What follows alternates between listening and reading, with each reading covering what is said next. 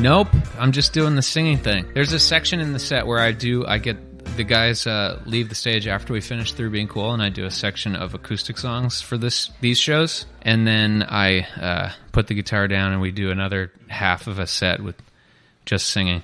And it's super fun. How long has this just singing situation been going on? For about almost 2 years now. Okay. I've been doing that. What happened? Well, I just found myself wanting to connect with the words while I was singing, and I didn't want to split my brain anymore between like properly playing guitar, remembering all the words, and not messing up. And I just wanted to be able to connect with the actual like emotion of the song. And so if I'm just leaning into the words and singing, I can do that a lot easier. Sort of sing from my heart. Because you're talking about this like 20-year-old record, right? Which obviously, like, I assume after 2 decades of playing it, it's probably the lyrics are probably pretty ingrained in your brain at this point. You probably do muscle not memory. for me. There's so many songs that I have a really hard time remembering, like keeping all the words in my head.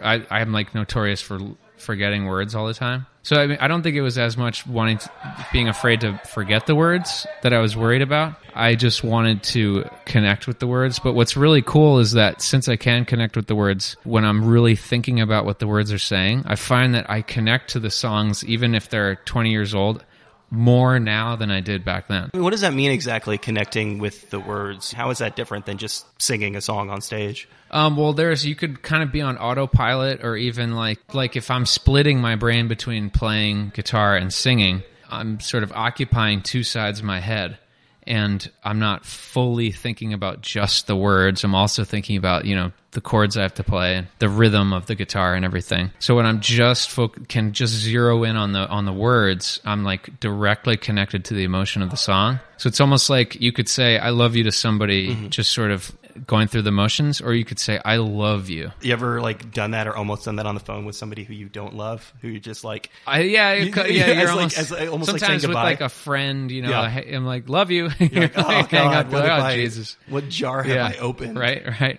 A good one. The love jar. I guess so. A jar of love. A jar of love. There are worse things you could put in a jar. Exactly. I suppose this is the same with any job where you have been kind of on autopilot. I mean, not me. I think maybe that's the wrong phrase, but it's like when you have to... It's like spinning plates or juggling or something. You're just using so much of your brain that you can't pay attention to every last tiny little detail of what you do. So it's like paying attention to, it's like watching 3 movies at once or something, and one of them's in the reflection of a mirror. You can't like be fully present with the entire thing that you're doing. So I just like to be that single pointed focus. It's always been fun for me, even if I am, for the years that I was playing guitar and singing, I really loved that challenge of having to like walk that balance and not fall off and forget the words or mess up the guitar. I liked that, having to dedicate my focus to that. But then I found that I really wanted to, when I was on stage, feel the songs instead of just like this mechanical exercise, which was also satisfying as an artist and as a performer. That was extremely satisfying. I just found myself longing to be in the heart of the song. Again, like any other job, there are nights when, for whatever reason, whatever kind of personal baggage you're bringing to it, that you maybe don't want to be on stage, that you do kind of feel like you're going through the motions. I think there are times for any performer where you have to just put on the face, because you're so happy people are there. But yeah, there are times in anybody's life, like let's say you have a relative that passes away, but you have to go play the show. Of course that happens. Yeah, or even, you just like slept like shit the night before, or, maybe... That's rare. I really try to take care of myself. Yeah. I take it seriously. You're drinking water right now. That's right. San Pellegrino. Has that always been the case? No, I've gone through the years of going head first into all the rock and roll pitfalls and, gone down the rabbit hole. And, after years and years and years of that, it takes a toll. I think as you get older, too, you just got to take better care of yourself. Obviously, not everybody comes to that realization. That's true. Especially people in bands. That's very true. It's easy to get pulled into that lifestyle. Yeah. What was the breaking point for you? It was never... My drinking was never a problem for me. It was a problem for others. And so because I care about other people... And I'm not, just like in my own world. I live in the world with other people, and I care about them, and I want to make them happy, I did it for everybody else. Otherwise, I'd be 6 beers deep by now. Are you totally dry at this point, or you're just kind of scaling I'd say back? 90%. I'm trying to learn how to drink like a gentleman, as they say. Sure. There's a milestone right now with this record. You're playing it in its entirety, is that right? Yeah. Do you connect in the same way with a 20-year-old song that you did when you wrote it? Actually, what's amazing is that I connect to the songs more now than I did back then. The songs become richer and more deep to me as I get older. And that's partially why it's so rewarding to be able to just focus on the lyrics. It's amazing to me that 20 years later, after playing these songs 1,000 times, they get deeper and more interesting. And I find hidden meanings in that I didn't know. What's an example of that? There are things that I wouldn't even want to share because it's so intimate for me. At the time of writing, you didn't... It meant something different. It meant exactly what it meant as I wrote it, and 20 years later, it means something more. And there's a new facet that I didn't know there was another side of the gem. You never had any problem putting yourself out there. No, strangely, because I'm a pretty shy person. It's just that I love art so much. I love making songs, and it was just this miracle that happened that people wanted to hear what I wanted to do, and so I feel so lucky. It's such a gift, to get to do this, and so I work so hard to get good at putting myself out there so that I can do it without being afraid. I work really hard so I can be fearless as possible, because I am typically like a self-conscious, pretty nervous, like social person, It takes something to assume or imagine that people are going to want to hear this deeply personal thing about you. Maybe some of that comes out of sort of starting when you're 17, right? There was sort of this this unself-conscious aspect of the early writing, and but right away, like on even the second record or third record, I start in the lyrics saying like, "You want to know who I really am? Well, so do I." So very early on, people started listening to Saves the Day. So right away, after the first demo tape, you're aware that people are going to hear it. So there's the two sides of performing. You lose yourself in it, and you're being watched. This is sort of the double-edged sword of the punk thing of being earnest, but also being afraid of being too earnest. I'm not. No, not at all. Yeah, I'm not afraid of being too earnest at all. I mean, that's kind of like the point, and for me, it's been a personal journey of learning about myself, and the music is a way that I get to understand my experience of being a human being. It's tough, and it's hard to know what life is and what you're feeling. Your feelings are so immense that it's hard to put words on them at all. But the lyrics, the poetry, the lyrics has been an incredible tool to help me understand this strange trip, being a human. And I get to do it through art, which is so incredibly satisfying. I always say that I'm happy that when I was a teenager that Twitter wasn't around. I'm so glad. Oh my God, man. I never would have been able to get up there. Like if I had known, because even like in the early days, this is before the internet. Like I remember when message boards started happening. And I read it one time. I went on a Saves the Day message board after our very first tour, after I graduated high school, and never again since. What did you see that terrified you so much? Somebody in Indianapolis said, "I'm going to go as Saves the Day for Halloween, and I'm just going to be a giant zit." It's not funny all these years later. Fucking cruel monsters. I guess what I was getting at from my standpoint of the social thing is like, I'm glad that there wasn't that thing out there where I felt the need to sort of say unfiltered, like put myself on the internet, right? Well, that's internet. That's not art. Yeah. Like, I don't feel the need to say shit on Twitter. I don't do anything on Twitter except share songs and like stuff about the band and whatnot. Like, I'm not sharing my inner thoughts. I think that's the narcissistic society that we live in. It's disturbing and sickening. To me. Again, looking back and having this opportunity to re-examine stuff that you felt like you put too much of yourself out there? No, never. There's things that people have misinterpreted that they mix up my intent. They don't know my intention. And so when I find out that they think the song means something that I didn't intend, that's a strange thing for me. But thank God I know where I was coming from the whole time. And it was... I don't feel bad about it. That's the beauty of it, though. It's nice that people are able to sort of interpret it and apply it to their own lives. It's cool. And thank God I know where I was coming from, so it's theirs to do with what they choose or what they think the song is. It's theirs now. I know what it is to me. And I think it's really cool that people can make it whatever it is for themselves and connect to it in their own way. And I love that about art. You don't feel the need to go and kind of to correct them or to nudge people in the No, other direction? unless it's, I mean, I've been asked a lot recently about some of the lyrics that people think are misogynistic. And I have to say that was just a vehicle for like frustrated feelings that had nothing to do with any actual human being, least of all any females in my life who I only have reverence and respect for. I was raised by a very strong woman. And, so when I had these writing assignments at NYU and you had to create a vignette for a feeling to live on a stage in your poem, and so you write these words to get a feeling out, but they're not connected to an actual person. So if I hear somebody thinks that it's something negative, I will correct that. But I'm not going to try to, if somebody's connected to the song and they love it and it makes them feel better in their life, like I'm not messing with that. You could think whatever you want it to be. You're interested in letting it sort of live on its own. Have you gotten more or less comfortable with diving into songs a little bit with explaining them when people ask you questions? Are you okay?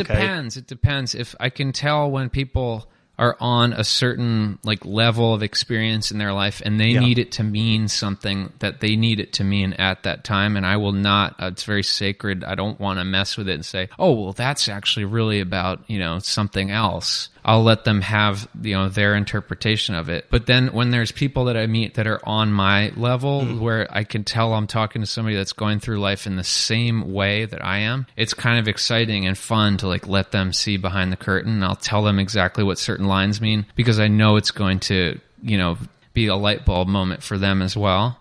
So, and I love that. It's rare. And it's even for friends that are also artists, like sometimes I don't even want to share the full truth because there's a certain magic to how art affects you. You mean your level from the standpoint of just going through what I've gone through. Okay. Like not like higher or lower, just like the experiences I have had and like how I respond to life. When you meet somebody that's like a kindred spirit and they respond to life, they live life the same way or on the same wavelength. I like talking to people about like the deeper meanings, the personal meanings. The idea of using music as catharsis, I think, is maybe become a bit of a cliche, but it does sound like that this is this tool that you've had in your toolbox the entire time to process things through. Exactly. It's like it's the way I get through life, and it has been like my closest friend. I don't need anything else besides that. I'm like happy with just that. I can live in this relationship with my songs and the words and other music, just listening to other music, like for the rest of my life, and I would never be lonely. How close is it though? Is it a situation where you're dealing with some, bad thing in your life and you need to run home and start writing a song about it? No, it's not like a journal thing. It's usually like these larger issues that linger and, for like 6 months or a year or something, you have something happening in your life, like a family relationship or something at work or something in the world that's sort of bothering you, or even you're mystified by or excited by. Those bigger emotions that sort of hang like clouds for a long time wind up becoming clouds of thoughts that get funneled into these lyrics. And so let's say I'm thinking about the strange reality of life itself for a year and a half, like that's going to definitely get into a song. Let's take the last record, for example. Now that you've got some distance and you look at it, what is the overarching thing there? What right. So that cloud, that feeling that got expressed in the album was basically reflecting on these 20 years of being in Saves the Day, and what an amazing, strange gift, and just what a long, strange trip, and how grateful I am and how exciting it is, and like I just love it. And I wrote a record about joy because the world at that time and currently was really full of the opposite. Yeah. It was, and people were scared, and I thought I've already written about all of that. I've already said how I feel about the world, and some of it is really dark and really hard to listen to. So I consciously wrote about something that I love. I mean, is that a way of being? I don't know if political is the right word, but almost being political without being political. Absolutely, 100%. And if you really read between the lines on the lyrics, it's political. There's a definite statement But then I just like to let the art speak for itself, and I don't want to clobber anybody over the head with it. I mean, it's been a part of your life for so long, but is there kind of, are you able to step back and appreciate the kind of surreality of being able to do what you're doing for a living? Man, that's exactly it. The surreal aspect of this dream. It still feels that way after, more than 20 It years? feels more and more and more like that. We played the show last night in Sayreville at Starland Ballroom in New Jersey, 10 minutes away from where we recorded Through Being Cool. On the day the album came out, 20 years to the day, sold out show. Everybody's having the time of their life. And I was on cloud 9. I was just, it was like lucid dreaming. How many people in the world are still, after 20 years, doing what they were doing when they were 17? Yeah, and I feel grateful. I also feel a tremendous amount of responsibility, toward it. Like being so lucky, I take it seriously because I know how lucky I am. And so I work hard and I maintain a healthy perspective, consciously. I mean, there must have been points, though, where it didn't feel, where maybe you were considering, not necessarily going forward with it, years or days where, I think there's times when it's hard to just walk out the door, just being alive is hard. So absolutely. But that's part of like consciously having a big enough scope of life and what it is and how lucky you are, to know, okay, I'm going to get up and do this. I'm going to do my job. I'm grateful. I'm glad to be alive. I'm lucky.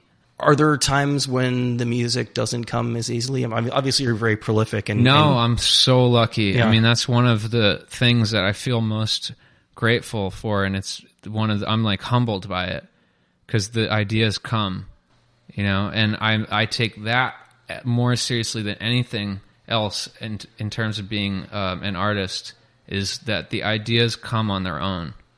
And I'm like serving them, and if I don't have a device around to record a voice memo, should an idea arise or a thought pop into my head or a melody, I would feel anxious if I didn't. So I constantly, even before iPhones, it's so easy for the voice. Sure. I would have one of these gadgets, one of these like MP3 recorders that I could fit in my back pocket, so that I would never forget an idea. Quincy Jones has this great quote where he says, "You got to have that pad of paper by your bed because if the muses come at 3 a.m, you don't get up to write it down, they're going to go give it to someone else." That's the satisfaction thing, right? That's the he wakes up and he doesn't remember exactly, writes it down. So I'll like wake up out of a dream and kind of like just want to turn over and go back to sleep, but I'll hear a melody in my head and I will drag myself out of bed and do it and sing it because I'm like, oh God, where did that come from? We all love those stories, but I feel like it also it puts a lot of pressure on creative people to have things flow through you effortlessly. When it doesn't, the days it doesn't. The thing is that there's they come on their own. Yeah. So the pressure is to do the work, to make sure you're paying attention and ready to, dedicate some time to getting that idea down. Like it's nature itself that's flowing. Is there a correlation between the quality of the product and how easily it came? I think absolutely. I think when people try to force it, it's man-made. And when it comes on its own, it's something else. Again, looking back at all the records over the years, what can you point to as something that came particularly easy? All of it. Really? Uh-huh. Yeah. Nothing was more it's been like playing with toys, and it's the greatest fun.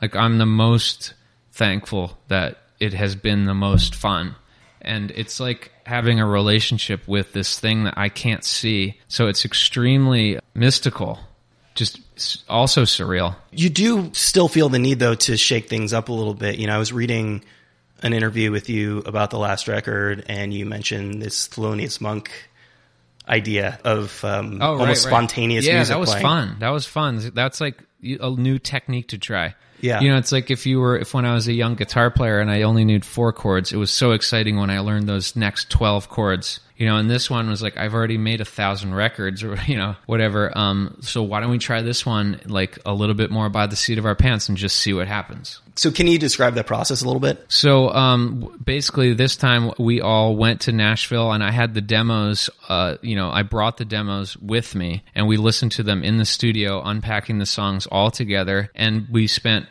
not that long during pre-production just learning the songs right there and then we recorded them. Instead of spending months and months and months leading up to the recording, doing demos and doing pre-production as a full band, we just were like, let's just go to Nashville, let's book the time, let's learn the songs and record them right there. You would say then that it was a successful experiment? It was fun as hell. I think the next time I'd like to, do a slightly different approach, but it was really fun. And I think the energy of the record is exciting in a way because the songs were fresh to us as we were learning them and recording them. It's also, in terms of subject matter, also important to keep it sonically upbeat because of everything else that's going on in the world right now. Yeah, well, I like that kind of music. And I mean, I've written a lot of like the more minor progressions and whatnot, but I feel good. And so since I feel good, despite the world, I feel good. That's what comes out. There's no separation between me and the art. It's just how I feel. So, that's just a byproduct of, being in a good place. And has songwriting always been solitary for you? Yeah. There's a project I do with my friend Max from this band Say Anything. Do you know them? Mm-hmm. Yeah. Yeah, we do a band called Two Tongues together, and that is consciously 50-50. So that's like the idea of the project is, hey, I'll start a song and you finish it. And then Max will start a song and I finish it. And we do the lyrics together. We share vocals. We split guitar duties. And that's really fun. But when it's like Say's Days, like this, it's just so close to my heart, and I'm so lucky to get to do it with these musicians that are like my brothers, and I look up to them. So I feel so lucky to get to bring these songs to life with my best friends that are musicians that I admire, respect, and like I can't believe I get to play with them. Does the song ever come out significantly different once it passes through the band? Oh, yeah, definitely. Yeah. Like, there would be, like, the campfire version, if I were to play it for you on acoustic guitar before we, brought it to life as a band. And then afterwards, when Arun and Rod and Dennis have all, done their thing to it, and it's just so much cooler. It's so much more than I could have done on my own, and that's why I love being in a band. Do you feel that earlier on, when you were really kind of figuring out what it was to be in a band, that there was some friction with this idea of you kind of going off and bringing stuff to everybody? It was harder for the younger musicians. When we were younger. It was a lot harder. And I don't know where that comes from, but I don't know why you'd be like bummed that there's like you have a guy in your band that's like pretty good at songwriting. Yeah. Everybody who wants to be creative, right? Yeah, and there's different types. Like I'm like a songwriter guy. Arun is like an amazing guitar player. Rodrigo's an amazing bass player. So I value what they do, and then what I do is just a piece of that. Yeah, I think people in bands generally, especially when they're starting out, want things to be a little more democratic, but the vast majority of people I've ever spoken to who have been in a band for an extended period of time will tell you that, like, to some degree, it kind of has to be run like a dictatorship. There is that, and I try to be chill about it. You're a chill dictator. Yeah, I try to be a pretty chill dictator. No, but seriously, I mean, there's bands like Pearl Jam, and I think that's like very, very much like creatively collaborative as they're coming up with the actual ideas. And then you'll have something like Oasis, like most of the ideas are coming from this one guy, but then they bring it to life as a band. Yeah, a little bit of friction in that second example, though. Yeah, there's the brotherly thing. There's the sibling rivalry there. Again, this idea of like kind of jokingly, but kind of not about being a chilled leader, that you've gotten better about that aspect. Yes, I have. And I'm really grateful that I got to learn with all these great musicians along the way, and learning these lessons with people that I respect, and treated me with care as well, as I was learning the ropes. And for example, when I was younger and I really wanted a guitar part to be a certain way, I didn't know to just say, hey, you know what, can we just do it like this? There would be this long, hours long or days long back and forth. Well, no, I want it like this. And then well, okay, well, let's try it like that. And then you hear it, and then everybody can tell when an idea is good. When you listen to it, it's either makes you excited or it's not that good. So we go through a lot of the back and forth of, let's try it out. I learned a technique a long, long time ago. It's best to just try everything. So that way nobody resents the fact that you didn't try a certain idea. Now I have the players like Rod and Arun who've been in the band over 10 years. They're just so good that everything they do, I love. Do you consider yourself an introvert? I think I'm probably somewhere in the middle, but leaning more toward introverted. I'm the kind of person who I'll go to a party and I won't be able to talk to people I don't know. That's me, for sure. That's the whole Through Being Cool album artwork. We're at a party and we don't really want to be there. We don't really know what to do. If you look through the layout, it's every one of us is kind of awkwardly standing there while the party's going on around us. And I still feel that way. The hard thing that I've had to come to grips with myself and find a way to articulate to other people, if I'm dating somebody, for example, is how I'm able to get on a microphone and talk to a stranger or go on a TV show or something. Yeah, why do I feel comfortable going up on stage and singing when in real life? Yeah, I know. It's right. So this is just what you're really good at. This is what is comfortable and natural for you. It makes it socially difficult to interact with people who know what you do for a living. There's a funny thing. I forget where it was. There's a funny thing. Maybe SNL recently did this skit where it was dads who are having a hard time talking to their teenage sons. Yeah. And just by the starter podcast setup, and it's the dad, and they're sitting across the table eating cereal, and the dad's so son, today was your first day at school. Why don't you tell me about that? And they get to talk to each other in a podcast, and it works like a charm. It's really natural. I thought that was really funny. Somebody articulated the idea of introversion to me pretty well. I had him on the show, and he told me he was an introvert, and I was very surprised by this revelation again, because he's somebody who can literally just riff off the top of his head for an hour. It is really interesting. Maybe it's we have something to talk. We know we have a purpose of what we're talking about. I think that's part of it. But what he got at that made that really, it was just kind of one of those hallelujah moments for me, was this idea of needing to recharge. I can get up on stage and I can sing a song, but then I'm gonna right. I need to spend a lot of time by myself. Yeah. I like that. That makes sense to me too.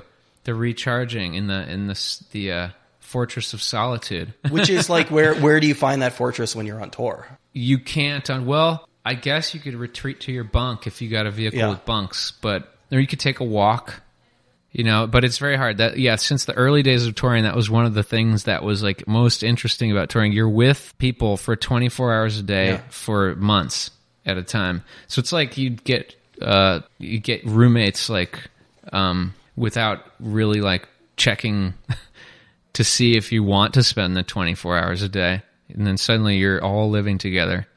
And that's where there's been people that have come and gone in Saves the Day, because you wind up on the road and you're I don't really like spending time with you. I was talking to a friend who is planning to move in with her boyfriend, and I was that's the easiest way to get to know if you want to be in a relationship with somebody, totally. Is to live with them. Absolutely. I don't know how there's any situation where people being in a band, I don't know how any bands stay together, to be honest. It's super hard. I mean, Saves the Day, there's been over 20 people in the band, But it took a long time to find Rod and Arun and Dennis, these guys that I love as people. I admire them as musicians. I love just playing with them, and it's the perfect fit.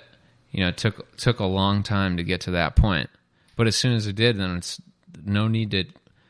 We don't need to change this at all. You feel this is it pretty much, barring any sort of 100%. Yeah. I was reading something today that I was oh man, I wish I had that idea in my life earlier. Do you know what the Ship of Theseus is? Are you familiar with that concept? No. As the name implies, it's a ancient Greek concept, and it's this philosophical question about, basically the short version of it is they had the ship, and they needed to rebuild it piece by piece. Things broke down. By the end of the journey, it doesn't have any of the same pieces that it started with. Oh wow. Is it the same ship?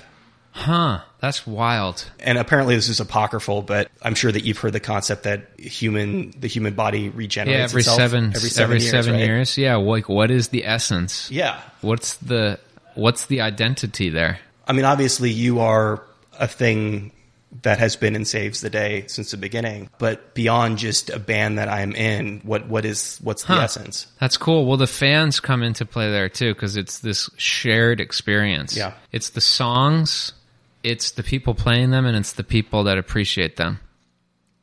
And all together, it's larger than just the sum of its parts. What is your relationship with the fans at this point? Again, obviously, you learned your lesson pretty early on not to read the comments. I don't read the comments, but generally, people that come to the shows love the music. So it's like a shared catharsis. You know, it's very communal. It feels like family. It feels like extended family or long lost friends. And it's like, oh my God, I love you.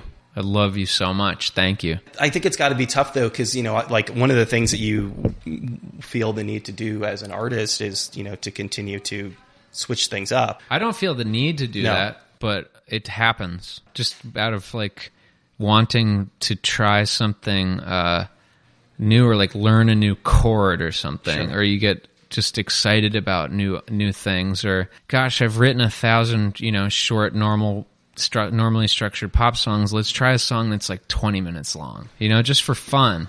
That's an actual example. Yeah. Was that a successful experiment? Yeah, I think it turned out cool. This song called 29 at the end of the new album 9 is 7 songs in one. We tried it before on Daybreak. That was the first album that Rodrigo and Arun and I had made together. The very first song, Daybreak, is 11 minutes long. And that was so much fun to do. I'm such a big fan of the second half of Abbey Road. Abbey Road in general. I mean, Mr. Mustard. I love that. It's 17 minutes of music. Yeah. And so it was so fun to do Daybreak. And this time, for some reason, I think I was listening to Abbey Road a lot and just thought, gosh, it'd be so fun to do a really long song. It sounds like most of the evolution that you can point to of the band musically is the musical element. Do you feel like the same sort of evolution has happened on the lyric side as well? Oh, definitely. Yeah. It's both sides, the music, the lyrics, and being a performer, learning to sing better and better and better and becoming a better guitar player. The lyrics are, it's hard to pick what's my favorite aspect of getting to do all this, but I would probably say the words. But then right as I say that, I go, no, I love the structure. Yeah. I love structure. I love melodies. I love chords. I love riffs. Beyond, I guess, just getting better through practice, how has the writing changed in terms of the lyrics? One thing I tried recently on a couple albums ago, I tried a new thing where I wanted to still say every last thing that I felt, and I have both, I have the highs and the lows. I've got good feelings and bad feelings. But you're a human being who experiences things. Yeah. I wanted to be able to say, talk about the tougher side of things, the harder experiences, without it necessarily using words that would trigger that same emotion in the listener. So a very small example of that is that when you hear the word "but," I love you, but. You got to do this. If you change that to "and," I love you, and, I'd love if you could try this differently, it just feels better. You feel it emotionally. "But" is a minor chord, "and" is a major chord, if you can follow that analogy. Yeah. And so on the record, the self-titled record called Saves the Day, obviously. I tried to write an entire record about any last subject I could think of that was something tough to experience in life as a human, but write about it in a way that was that never dragged you into that actual feeling. And that was really fun. It almost sounds like couples therapy. Yeah, I guess. I've done a lot of therapy. Yeah. So, and it is really kind of almost learning. You have to retrain your inner voice. When you're learning about yourself, and wow, I understand why I feel this way because I went through this, instead of why do I feel this way. So yeah, maybe that a lot of the the therapy and learning how to process in a more positive way went into that. I'm sure it did. Yeah, I guess I said couples therapy specifically because it's sort of like expressing your emotions in a way that isn't going to make the other person immediately shut down. That's actually interesting because the Saves the Day album I wrote it for my wife at the time. The entire album is like a sonic love letter, and I wanted to write about any last thing that she could think of or we could think of that would be tough, even paying the bills when it's hard, but write about it in a way that was it's okay, we can do this together. We're okay. Getting back to this idea from the beginning of wanting to experience the songs more, is that difficult when it's something you said, this woman who used to be my wife. Is it difficult to experience that again on Yeah, stage? it is. It's really hard. I cry. You know, I well up with emotion. I'm really emo, super emo. I wear shades a lot so that I can like cry if I need to, you know, and not like infect anybody's space, like seeing like a grown man, like, you know, like it's normal, but it makes people uncomfortable. So yeah, it's really tough. I mean, even songs, you know, that I wrote when I was a teenager can make me cry now. Again, I think that's why a lot of people ask this sort of question about re-experiencing a song you wrote when you're 17 is like, you know, sure, there are good things about being 17, but that's not a place that I want to go back to. Oh, I don't mind. I look at the entire, I'm so lucky to have had that guy, that 17-year-old me that was brave enough to go through all this stuff. Like, I wouldn't want to go through that again. He did, you know, like, I love him. I'm so grateful for him. Like, I care about that guy, you know, and I'm like almost, I'm surprised sometimes at like what was written, you know, and like it, like things like that's how the lyrics now will mean more to me now. Yeah. And it almost feels like, wow, like I got through that, through these words.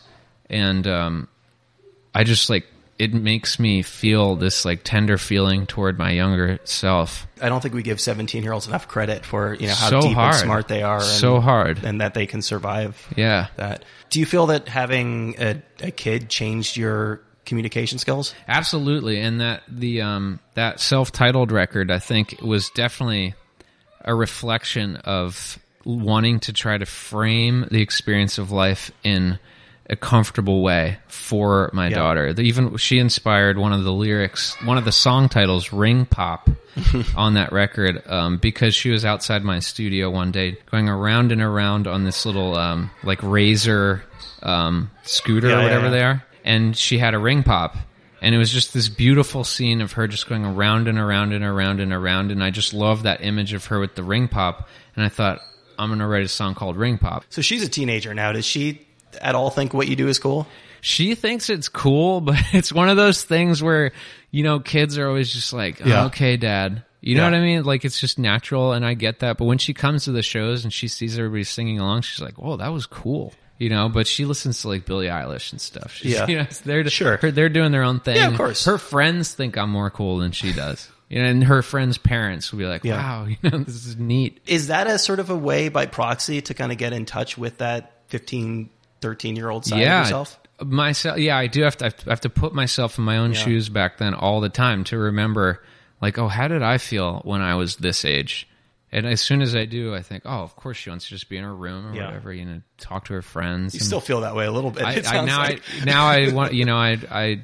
used to love taking her to the movies, and like now she just wants me to drop her off, you know, and she goes in with her friends, and I think that's awesome because that was what was fun for me when I was that age. So I'm really supportive of her journey, you know, and it's healthy to get to, you know, put that in perspective as well. Obviously, you don't have any difficulty being inspired, but do you feel like you need to kind of set parameters and treat it like a job in order to get stuff done? Yeah, I do. I treat it like a job.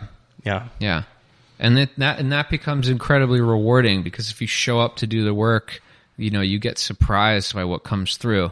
There was an experience like years and years ago, maybe like 2003, 2004, where I was really, really depressed and I didn't like anything that I was writing, and so I had to kind of work through that. And the way I did it was that I forced myself to write songs even if I didn't like it. Let's say I was writing a song and I liked the verse and the chorus, but I got to the bridge and I thought it was garbage. Instead of stopping and throwing it away, I forced myself to finish it, and then I forced myself to record it, and I forced myself to write lyrics to it, even if I didn't like it. And by doing that for 30 days straight, sure enough, after a month, I started to surprise myself with ideas that were just so cool to me that I wouldn't have gotten to if I'd stopped at that creative, critical voice, you know, saying, this sucks, I don't like this. I just worked through that, and then the faucet just started to flow. Was there anything from that particularly dark time that made it through? Yeah, absolutely. Because I did that for 3 months straight as my like therapy to get better like mentally, emotionally. 3 months straight every day. I wound up with 86 songs by the end of it. And that phase, that was what was like the seed for this 3-album arc of records that we made, which is it's the Saves the Day trilogy. Yeah. To me, it's this three albums of 37 songs that all go together, and there are songs from that batch of 86 songs that are on all 3 of those records.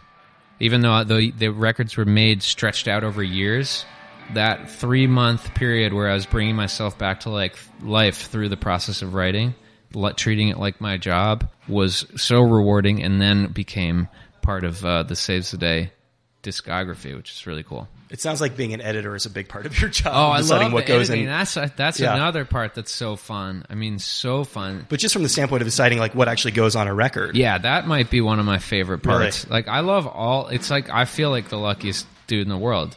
That's one of my favorite parts is like I'll write 40 songs and figuring out what are the 12 songs that are going to be the next. You're like making your own record. mixtape. Yes, exactly. Yeah. They call it Killing Your Darlings.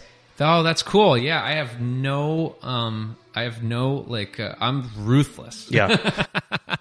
But I record all of them so that they're for posterity. They're somewhere if I go find it, 6 years from now. And now I do like that bridge that I slashed after the fact when I got to the editing phase. Well, okay, great. Now I have a new seed of a song. I'll write a new song around that. So you go back and revisit stuff? Yeah, I will occasionally. Yeah. I mean, if I typically if I'm in the phase where I'm like bringing songs to life in order to start thinking about a record, I'm like going through old voice memos and stuff and sifting through what feels exciting today to work on. So sometimes I'll go years back and just check out some of the ideas that I glossed over. Are you there with number 10? I'm getting there. I think there's already way too much material. So I'm really psyched to dive in. There you go. That was Chris Conley of Saves the Day.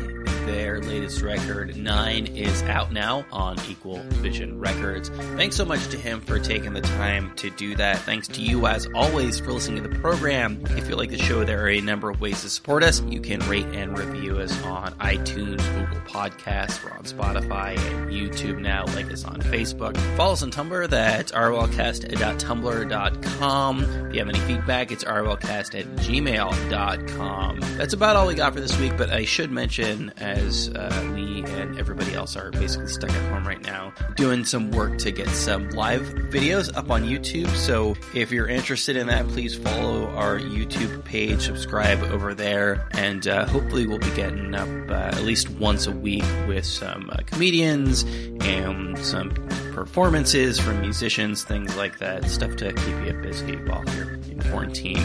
Thanks a bunch, and I will catch you just about this time next week with another episode of RIYL.